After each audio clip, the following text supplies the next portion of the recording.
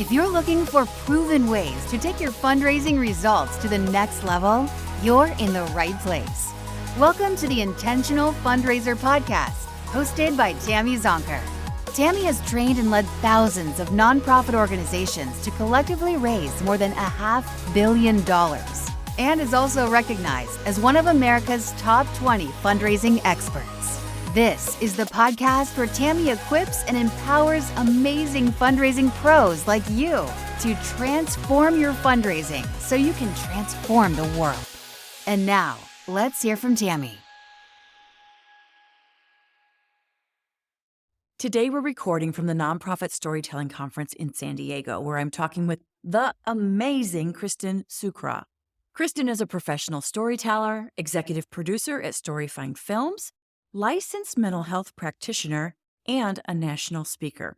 She has worked with large international nonprofits, small shops, and everything in between to bring their stories to life and to help them accomplish their fundraising goals. Kristin began her career as a mental health counselor, but soon found herself immersed in the world of film production for nonprofits.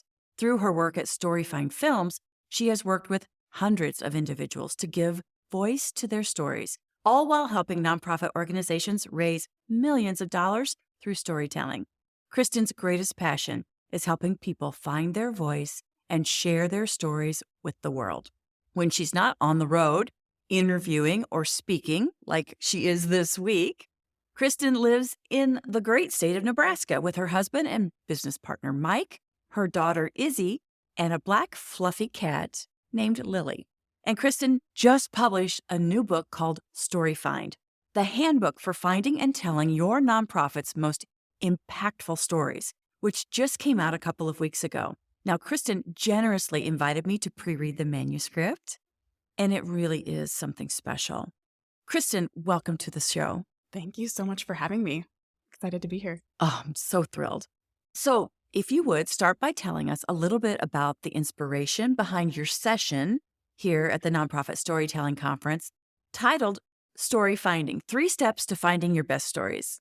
Sure. So the inspiration behind my session here at the Nonprofit Storytelling Conference was really born out of breaking out one piece of the StoryFind process and diving into it deeply and helping nonprofit organizations really solve one of their major problems, which is finding their best storytellers.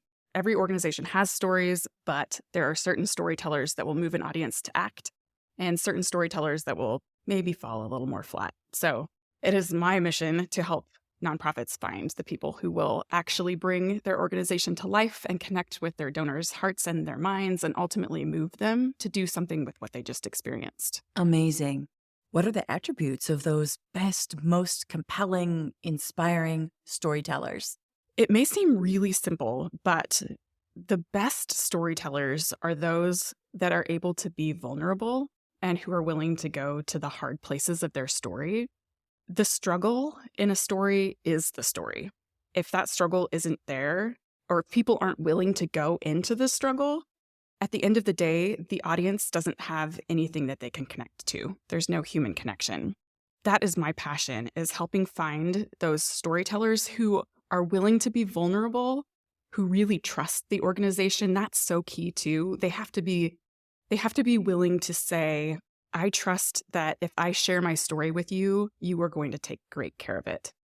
And then I also teach nonprofits how to find storytellers with really unique story details, because you want your audience to take the story that you're telling into their future with them. You want them to remember that story a year from now. And so you have to find someone who has little unique nuances to their story that will stick in someone's mind. I love that. So trust, vulnerability, unique story details. Yeah, fabulous. You know, and one of the things that really struck me as I read the manuscript is because of your background in mental health, that you've gone through the training. You are a counselor. You've been trained in that you take such care when you talk about trust. Like, some of these stories are born of significant trauma.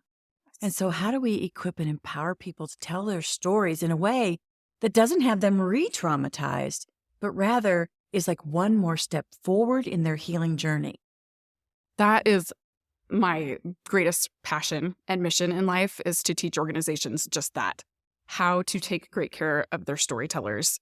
You're right on. There are so many organizations that think we have to go out and find a story and tell it, but they don't give a whole lot of thought to what that's doing to the storyteller in the process. But I can not imagine anything more vulnerable than sharing with a crowd of people the hardest places of your journey, of your story, of your life. When I talk about the work in that way, I talk about, and I didn't invent this, I heard it and it really resonated with me, and that is telling the story from the scar, not the wound. That's so good. That is so 100% right on. I'm going to use that going forward. Do it. Take it. I took it from someone I would attribute to if I could remember. Yeah, that is so, so wonderful. How I found my way into this industry was my husband owned this production company, and I worked as a mental health therapist. And we started working with an organization called Homes for Our Troops, and they build specially adapted homes for post 9/11 severely injured veterans. Their mission statement. That's a mouthful. Yes, it's a mouthful. And powerful work. Such powerful work. And they require every veteran who goes through their program to get their home to tell their story on camera, which is incredibly intimidating. And if you can imagine telling the story of the worst day of your life, where you likely not only lost a piece of your body or a piece of your mind, but also your comrades and your friends, it is so hard. And so that's how I kind of entered into this work, was getting to tell those stories as a therapist. Sitting down with them, we use a crisis counseling technique that I talk about in the book. It's called doing the dip, where you start with kind of the status quo. You take someone down into the trauma of their story, and then you build them right back up the other side. So when they walk away from the interview, they're feeling empowered and excited about the fact that they're helping all of their fellow injured soldiers who are coming along behind them. But there are a lot of techniques that you can use to help your storytellers feel safe. And also then permission. We make sure that if we're telling a trauma story, that after the fact, after an interview, we've checked in with that person a couple of days later. We're checking in 2 weeks later. They have input into the edit of what stays and what goes. They always are in control.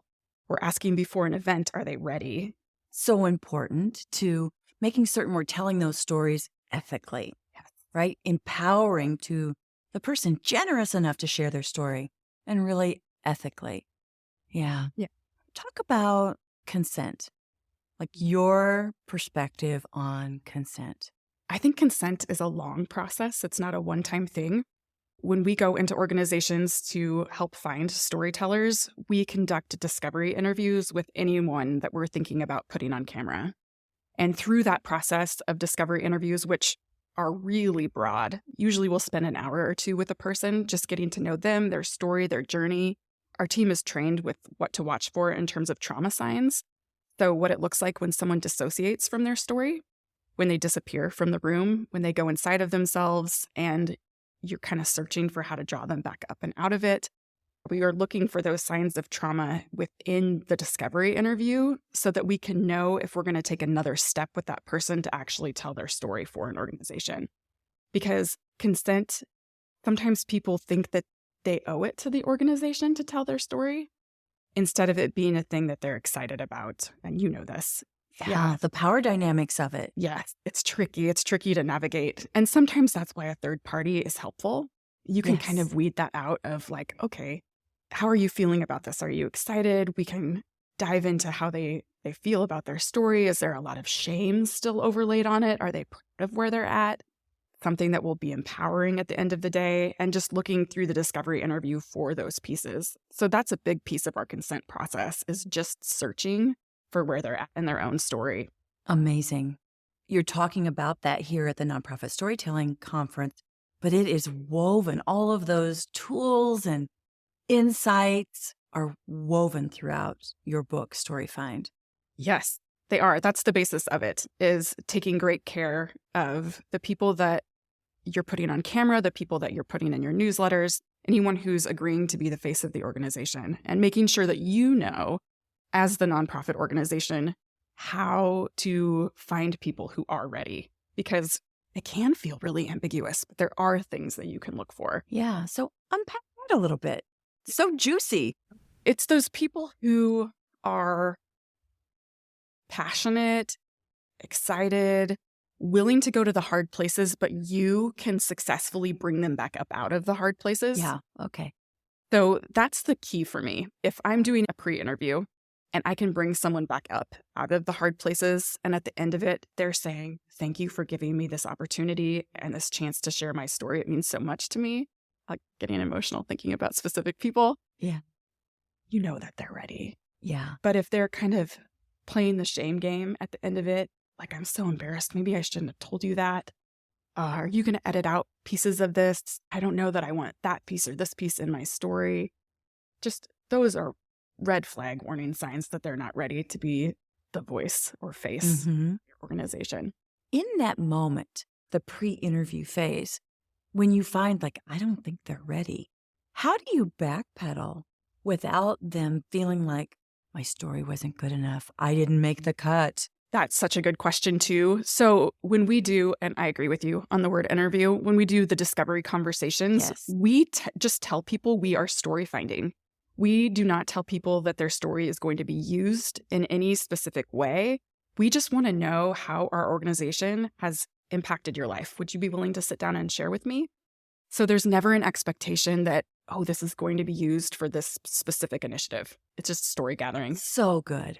So good. So it doesn't, again, add another layer of trauma or shame or whatever that feeling is. Yes. And then you build them up at the end. You tell them how thankful you are and how you can tell how much they've grown, and you're so excited to see where they go in the future. And you're excited for where they're at now too. So they leave feeling this sense of pride and acknowledgement. I've been seen. I've been heard. My story has value. Because they came to do exactly what they were asked to do. They shared their story. Yeah. And that's enough. Yeah. So good. Yeah. Let's talk about StoryFind, right? The book. Okay. Who was the primary audience you had in mind when you wrote the book and even designed the session that you're giving here at the Nonprofit Storytelling Conference? We know it's nonprofits, but are there specific niches within the sector that you think this is especially valuable for? I think this is perfect for sort of the mid-sized nonprofits. It would be really hard to pull off if you're a 1 or 2 person shop, though you can certainly gain tools and techniques to apply from it. But in terms of using the whole process from start to finish, you really need to have someone who is dedicated to storytelling and going out into the world to find and tell those stories, not as a full-time job, but someone who has that within their job description and the capacity to do it well. So a lot of those medium shop organizations is who this is perfect for. They're the ones on the ground doing the work themselves. They're likely not hiring an organization like ours to come in and support their efforts. They have to be able to do it themselves. That is, the inspiration and the audience behind wanting to give them the tools to be able to do what we do, because it's not hard. It just takes intentionality. And once the process is laid out in front of you, and you can just follow the roadmap, you're going to end up with a great story or a great storyteller. You just follow the process. You talked about the importance of building trust with the storyteller. And I think that sometimes in social service organizations, and I did most of my fundraising in children's mental health and behavioral health. And so I'm very sensitive to the protective nature of program folks, of clinicians, of social workers, of you, right? Your trained profession. How do I, as a fundraising professional or a marketing professional or the chief story curator within an organization on staff, how do I build enough trust with the clinical folks to share, to give me some access to talk about who might be willing to share their story? I literally just had this exact same conversation with someone yesterday. We sat down on our yellow couch at our StoryFind booth and workshopped this for 20 minutes. And where we landed together for her organization was to just take one step instead of trying to do the whole process. So the one step for her was going to be going back and meeting with, she has a team of 8 therapists. They also work with youth and abuse and neglect cases that are often court-ordered therapy cases. And instead of just asking them for stories, which is what she's been doing, she is going to sit down with them and do a storytelling day from their perspective, where she's going to pre-interview essentially, or have a pre-conversation with just the therapists and say, I'm not going to use this for anything, but I want to see what's out there. And one at a time for an hour each, she's just going to ask them questions, get to know who their caseload is, what they often see. And so she's going to start laying that groundwork of trust and confidence that she's not there to get something from them. She is there to learn and to listen and to start creating a culture of storytelling within the organization instead of trying to get something. Yeah. So just reversing that feel of like, I'm here because I need something from you, to I'm here to listen. Yeah. I'm here to listen. I'm here to learn. I want to understand your world. I want to understand the people we serve. That's fantastic. What did you do? Can I ask you that? Yes. I often would, can I come to one of your Monday team meetings? Can I listen in? I want to understand what are the challenges. In fact, one of the first things I did when I came on board as the chief philanthropy officer at the Children's Center was I came to one of those meetings and I asked, what do you need? What do our children and families need that we can't currently provide them? And the answer was, we need bus tickets and granola bars. And I'm like, okay, because that's that scarcity. Like we need families to be able to get here regardless of their own transportation challenges. We need them to have bus tickets. And when they show up, they're hungry. It's after school. They're hungry. They need granola bars or something that's kind of non-perishable that we can have in our drawer. I'm like, okay, we will take care of that. Now, if I were one of our supporters and I walked in and wrote you a check for $100,000, what would you do with that? What are the needs of our families we can't currently get? And it's beyond those basic things, because we'll address that. And so for them to understand that I cared about what they need to do good work to heal and empower children so they can become the amazing people they were born to be, they began to see that I wasn't showing up, to your point, because I wanted something. I wasn't coming to take, to exploit. I was coming to understand and to be part of the solution. Which is the point. That's the whole point. Yeah. Yeah. It's really to underscore your point. It's let's find a common ground. Like we are all committed to making certain this mission delivers for those who receive our services. Yes. Yeah. Yeah. And Jen Love said something in her session yesterday, and it was fundraising isn't about funds. It's about care. Yeah. It's like part of the caring solution, right? It's the fuel. It is. And sometimes you can get so stuck in what you need out of it. Yeah. To have a story at the end of the day, or I have to have this or that. Under so much pressure, right? The newsletter, the event, the fill in the blank. Yeah. And I think too, because we're so busy as fundraisers and marketers, like we're so busy, we rarely remember to circle back and say, hey, you know that story that we worked on together? I want to tell you what it helped create. I want to tell you the response that one of our supporters had about it from hearing it and what good things are happening. And that would have never happened without you creating a space for us to hear the story. Yes. I'm actually going to take that back to one of our organizations tomorrow, because I think that's their gap is the well starts to run dry of I call them their middlemen. So they are a research funding organization who funds doctors who do great research. I won't say anything more than that. But the stories they need are the patient stories. So they're often going to this well asking for stories, but there's a missing piece there, the thanking piece and the showing the impact to those doctors of what their generosity did in contributing a patient story to the process. And yes, people get burned out otherwise if you're not showing them, look what your willingness to do this for me did this. That's so amazing. Something fun I've seen too. So if one clinician or one psychiatrist collaborates with you to share a story in a way that's empowering and ethical and all of that, and you circle back and say, this story helped make this happen. Some of the others who maybe held back, like, hey, Tammy, that story, that's okay. You got to hear my story, right? And it becomes this like, you're priming the pump. Yeah. I love that. Yes. I'm going to suggest all of that to that organization because I think it will do just that. I think the other physicians will be like, wait, what about my stories? Yeah. I know you've been asking me for the last 3 years. I have some. Would you like them? Yeah. Like, let's sit down. Let's grab a cup of coffee. Yeah. Yeah. Love So it. good.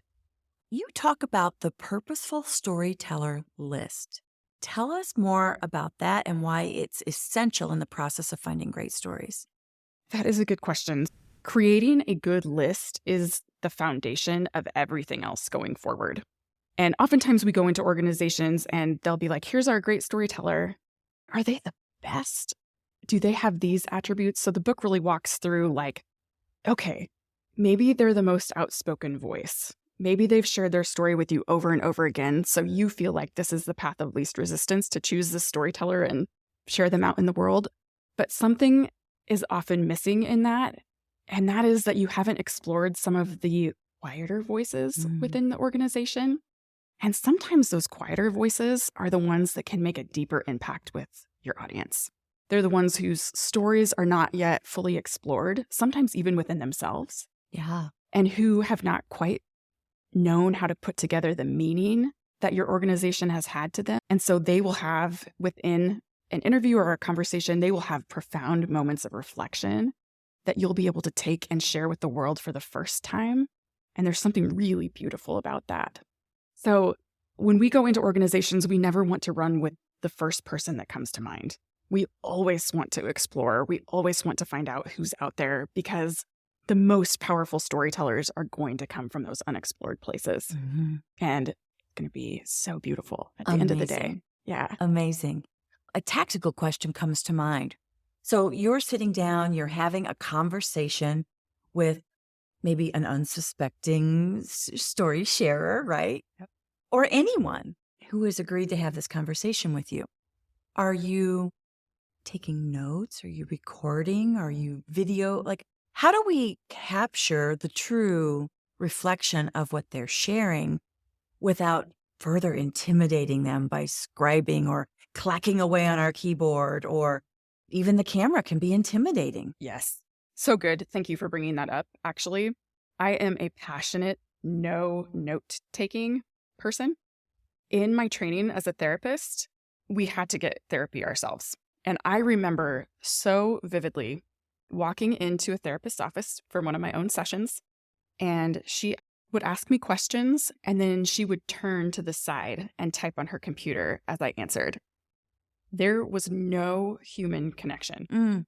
I still remember walking out of her office swearing that I would never go back, and I never did, because all she was doing was trying to remember something herself. She wasn't trying to connect with me. She wasn't trying to get to know my story, trying to draw it out. It was a complete disaster. Yeah. So my vow that day, which I have carried into my work in storytelling, was to never make the person feel like they were under a spotlight, that they were being examined, that we were looking to obtain something from them.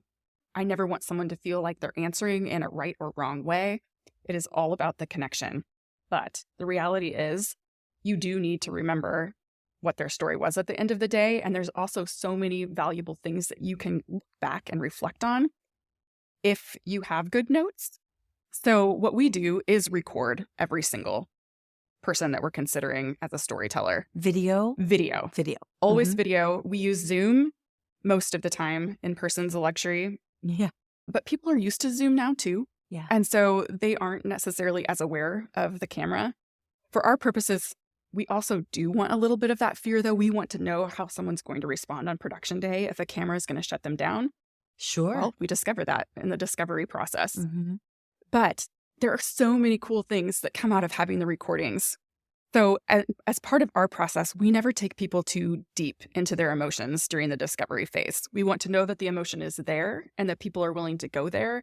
But if we see it, we're going to bring people right back up out of it, because that's going to ruin it for the day that we're actually there to capture the story. Yeah. So it's just a little like It's a toe in the water. Yes. Okay. Dipping it in, bringing them right back up out of it. But what's so beautiful about having the discovery conversations recorded is that we get to go back, watch through them. And one thing I talk about in the book is looking for the emotional touch points in someone's story. And for me, what is so beautiful is that most of the time, I didn't notice them when I was sitting there with the person. Maybe their eyes flickered away from me as I asked about something that seemed innocuous. But I'll make a note of that because there was probably an emotion there that they were avoiding. Yeah. And so we can circle back on production day for us or storytelling day for you and hit those pieces where we saw that emotion might be present and really draw them out. So there's so many things that you need those interviews recorded because you want to go back and shape your story with them. You want to look for those emotional touch points and be ready. Yeah. In the video interviews or conversations that I've had, and we do not do that work. Like, we work with people on telling their story, but we are not a video production company whatsoever. But we've worked with many. One of the things that I've learned from observing and collaborating, I've heard videographers say, we're just going to keep the camera rolling after the conversation ends. And oftentimes some of the best content comes up. I wanted your perspective on that. Absolutely true. On both ends of an interview, we roll before someone ever knows that we're rolling. Usually someone just taps me on the back, and that's how I know, like, okay, we can kind of start to shift. People aren't expecting that. They've said their best things already. And same with at the end. It's almost like they'll start all over again. Because they trust you now. Yes. You have a relationship. Yes, Yeah. Absolutely true. Oh, okay. That's good. So we'll say we're done, but we're not really done. And my team, by the way, did this to me. We did an interview for the book. Yeah. It worked. They were interviewing me. I thought I was on. I had to give all of the right answers. They finished, and I started talking about it all over again. And I started doing weird things with the book. And they recorded it all. And some of it made it out into the world. And I was so mortified in the moment. I was like, you did not just do that to me. And they're like, this is the best stuff. And it was. They're right. Yeah. Really authentic. Yeah. More conversational. Yes. Not thinking about the talking points you wanted to hit, but really speaking from your heart and your experience. So good. Can you share an example or a success story of an organization that benefited from your approach to story finding? Right? So it was a complete 180 for them. Yes. I will use the example that I talked about in my session. It was an organization called Concordia College, Alabama. They are an HBCU in Selma. They share a lot of really challenging student stories, people who've come from really difficult backgrounds. And so we set into this with the pure story finding process of working with their communications team, working with their development team to create an initial list of storytellers, which ended up being about 20. Because there was a lot of trauma, this was a time where I went down there myself to do the discovery interviews. I wanted them to be in person because you can see a lot more of the trauma response in person versus over Zoom. So I wanted to make sure that we were finding storytellers that were ready to share their stories. And we worked through a day of 20 different discovery interviews, and we walked away with probably 5 great options. And at the end of the day, we selected 3 who told their stories for the university. The story of this woman named Rita is my favorite. She was told when she was in high school by her guidance counselor that she was not college material and that she should get a job at a sewing factory that was local to their town. Oh, and that's what she did. She got a job at the sewing factory, even though she was in the top 10% of her class. Someone said to her, I don't see any potential in you. There's no use in having this conversation. Wow. Just go on over to the sewing factory. It's like both heartbreaking and infuriating simultaneously. But what is so interesting about that piece is how all of us can relate to being told at some point in our lives that we're not good enough. Yeah. And so I love that piece too, as the audience sort of joins in that story. We all get that, or we've had someone close to us who's experienced that. Yeah, we can relate. Yes. And so we want to champion her at the end of the day. And someone from the university approached her later in life and said, I think you would be an amazing teacher. Would you consider coming to our university for some classes? And she was like, sure, I guess. And she has won awards for her work as an elementary school teacher. Like, she's the most amazing teacher in the world. But she came out of that story finding process of the school knew to look for someone who trusted them as an organization deeply, who was far enough along in her own story that she was ready to share, and she could be vulnerable. She went to those places that made that human connection at the end of the day. And her story, even though we told it like 10 years ago, is something that people still talk to us about because she was just so willing to share the hard, to share the struggle, and to be empowered by it at the end of the day. Yeah. And so proud to have walked away. At the end of her interview, we had a clip of this as well. We shared in the session. She said, "You don't know what you've done for me. This opportunity has changed my life." Amazing. Yeah. Amazing.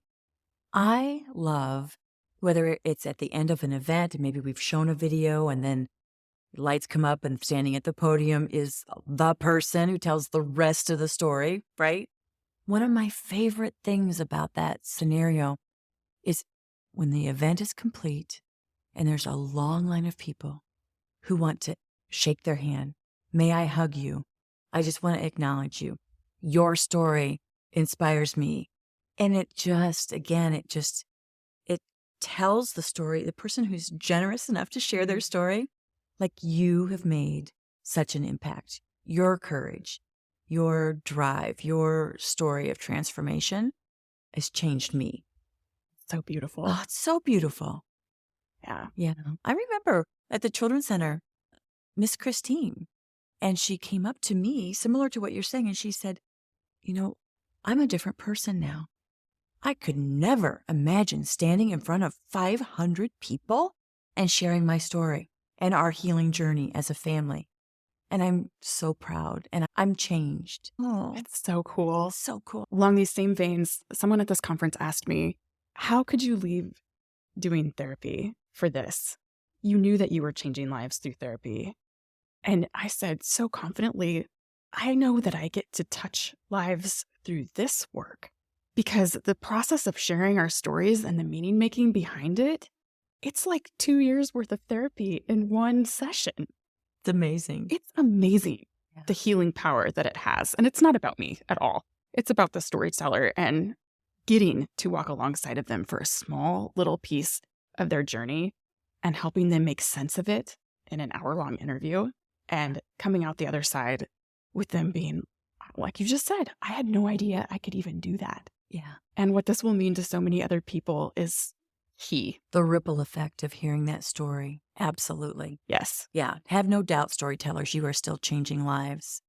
And to the ones who think that they shouldn't ask, that they're somehow shaming the people who they're asking for stories. Yes. That's just a shift mentally. And when you start to see the impact that what you're doing has on your storytellers, all of that fear starts to go away as well.